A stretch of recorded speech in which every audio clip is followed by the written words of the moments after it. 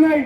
మేము చనిపోతే మాకు న్యాయమైన హక్కులు కూడా ఇవ్వడం లేని పరిస్థితులు ఈ ప్రభుత్వం యాజమాన్యం కల్పిస్తున్నాయని ముఖ్యంగా మీకు తెలియజేస్తున్నాం. సార్, మాకు ఈరోజు విద్యుత్ సేవలకు టోల్ ఫ్రీ నెంబర్ ఉంటుంది, పోలీస్ సేవలకు టోల్ ఫ్రీ నెంబర్ ఉంటుంది, అదే అన్ని రంగాలకు టోల్ ఫ్రీ నెంబర్ ఉంటుంది.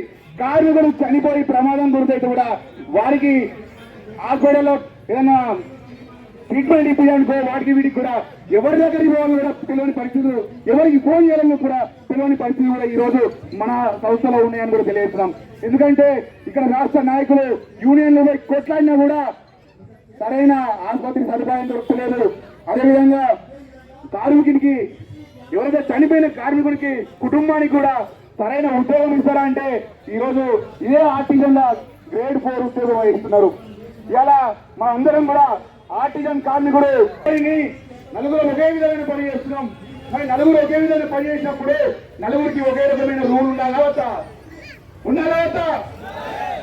ఒకే రకమైన పని చేసిన వ్యక్తులకు ఒకే రకమైన రూల్తో పాటు అందరికీ సమానంగా క్వాలిఫికేషన్ తగిన ఉద్యోగం ఉండాలా వద్దా? అదే అడుగుతున్నాం. న్యాయబద్ధంగా ఒకే పని చేస్తున్నాం, సమానమైన పని చేస్తున్నాం. అవసరమైతే ఆర్టిజన్ కార్మికుడే 4 గంటలు ఎక్కువ పని చేస్తున్నాడు తప్ప వేరే ఉద్యోగులు కానీ అధికారులు చేసే పరిస్థితులు ఉండవు. ఎందుకంటే సబ్ సెషన్లో తీసుకోండి, నలుగురు ఉండాల్సిన కాడ ముగ్గురం పనిచేస్తున్నాం.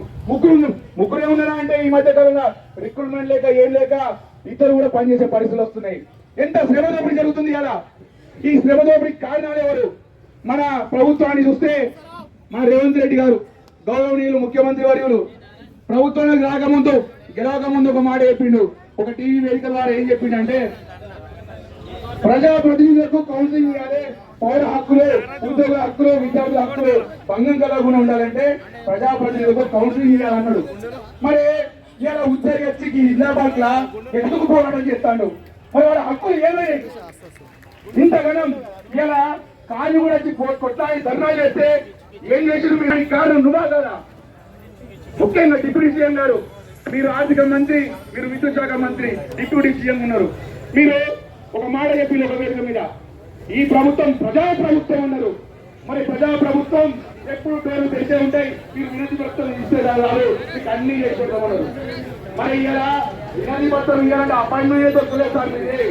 మీ ప్రజా భవన్ దగ్గర ఎన్నిసార్లు ఈ నాయకులు పడిగాపులు కావచ్చు, ఏ అపాయింట్మెంట్ ఇచ్చారు? అపాయింట్మెంట్ కాదు కదా.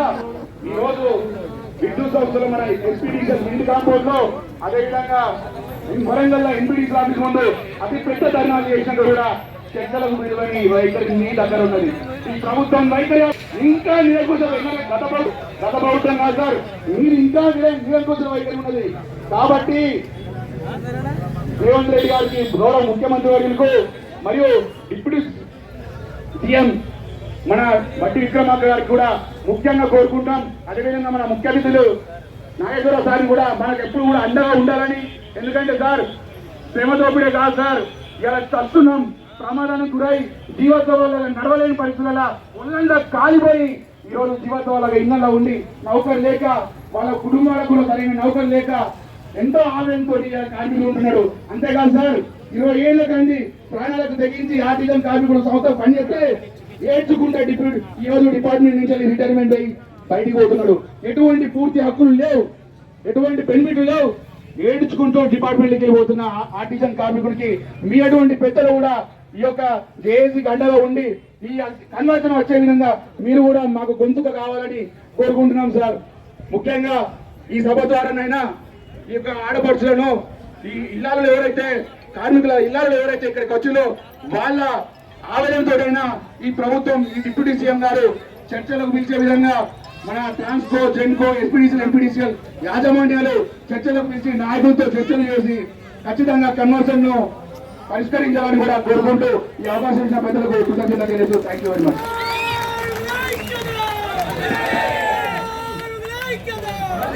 వెంకటేష్ గారికి ధన్యవాదాలు. ఇప్పుడు మన జేఏసీ కో చైర్మన్ నరేంద్ర గారు మాట్లాడాలని చెప్పి విజ్ఞప్తి చేస్తున్నాం. టైం పంక్చువాలిటీ కూడా పాటించాలి. నరేందర్ గారు, ఓకే, నరేంద్ర గారు తర్వాత మాట్లాడతారు.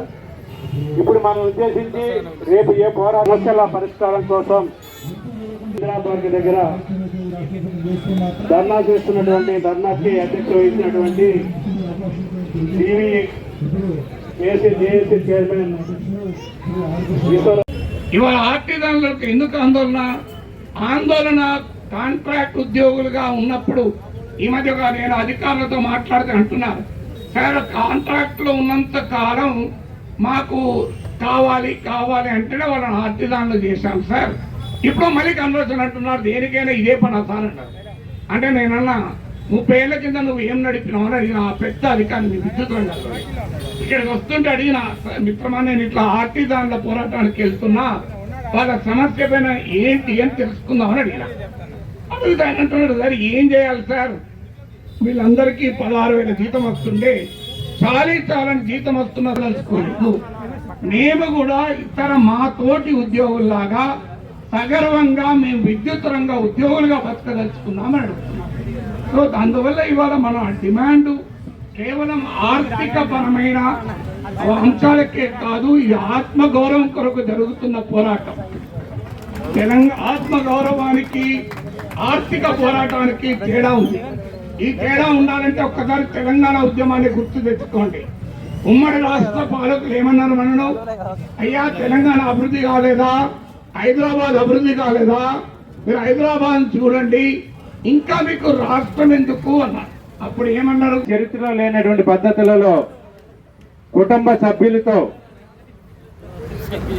సభ్యులతో పబ్లిక్ మీటింగ్ పెట్టి ఒక హెచ్చరిక చేసి ఆ రకంగా మనకు కన్వర్షన్ ఇచ్చి తీరాల్సిందని చెప్పేసి డిమాండ్ ని వినిపించినటువంటి చరిత్ర బహుశా రాష్ట్ర ఉద్యమంలోనే ఎలక్ట్రిసిటీ ఉద్యోగులకు మాత్రమే దక్కిందనేది నాకున్నటువంటి అవగాహన.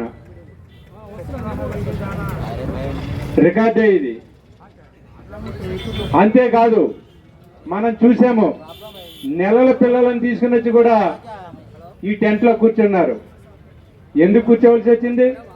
చిన్న పిల్లలు, మహిళలు ఎందుకు కూర్చోవలసి వచ్చిందని అంటే, ఈ ప్రభుత్వం గత ప్రభుత్వం మనల్ని దగా చేసింది, ఈ ప్రభుత్వం మనల్ని మోసం చేసింది.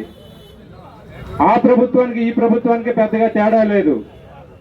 కాబట్టి మా పోరాటం ద్వారా మాత్రమే మా సమస్య పరిష్కరించుకుంటాము అని మీరే కాదు, మీ ఆర్టిజన్సే కాదు, మీ కుటుంబ సభ్యులుగా మేము కూడా హైదరాబాద్ వస్తాము, ప్రభుత్వానికి మా సంగతి ఏదో తేలిస్తామని చెప్పి వచ్చినటువంటి మీ అందరికీ కూడా ప్రత్యేకంగా ధన్యవాదాలు తెలియజేస్తా ఉన్నాము. ఇక అసలు ఆర్టిజన్స్ వచ్చిన సమస్య ఏంటి? ఈ రోజు ఇక్కడ ఆర్టిజన్స్ కన్వర్షన్ కావాలని ఇందిరా పార్క్ లో మనం పెద్ద ఎత్తున సభ జరుపుతా ఉంటే విద్యుత్ శాఖ మంత్రి ఖమ్మంలో వెళ్ళి ఇనాగరేషన్